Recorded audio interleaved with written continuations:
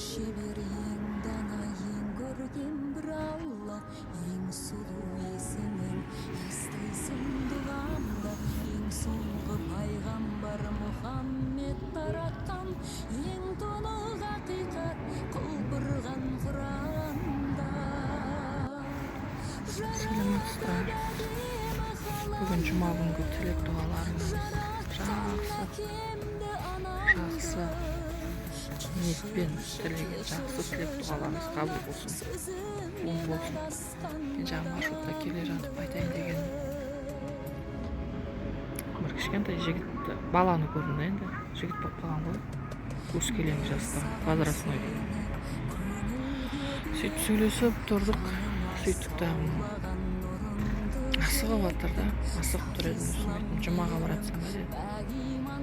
Иә дедім, қабыл болсын дедім, бірақ алаңдап тұрған сияқты ол. Неге алаңда болсын деп сұрай алмайсың ғой, бір көңілі біртүрлеп тұрған сияқты. Сосын менен өзі сұрады, жүзіңіз жылы екен, жер үйде тұрасыз ба деді. Жоқ, домда тұрамын дедім. Мындай көп қабатты үйде. Біз де көп қабатты үйде тұрамыз, бірақ әжем екеуміз тұрамыз деді. Әжесінің баласы, ата әжең балдары негізі көбіне ақылды болып келеді ғой дедім. Көңілін бір басқым келеді өр. Әйтпесе маршрутта көбіне адамдармен сөйлесе бермейтін, сөйтсем айтады, жұмаға асығып келе жатырмын. Айтам, сен үлкен мектепте оқитын сияқтысың ғой, бастауыш емес, сабақ емес па саған десе. Сабағымыз бітті ғой дейді, содан сұранып шықты жұмаға.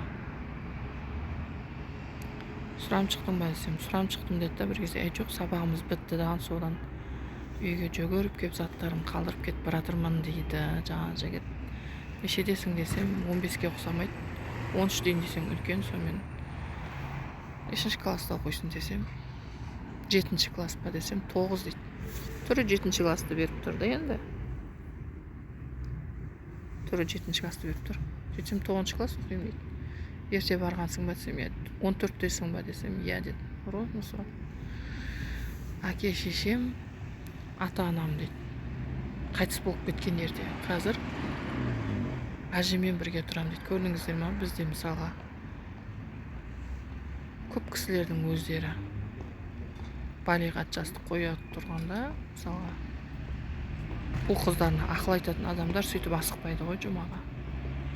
Енді ақыл айту оңай бұл жерде ше. Мен ешкімге ақыл айтып тұрған жоқпын, бірақ көпшілікте көп жерден мысалға уағыздардың ішінде де керегін алса көп пайдасы бар ғой өмірге. Сондай ұрпақ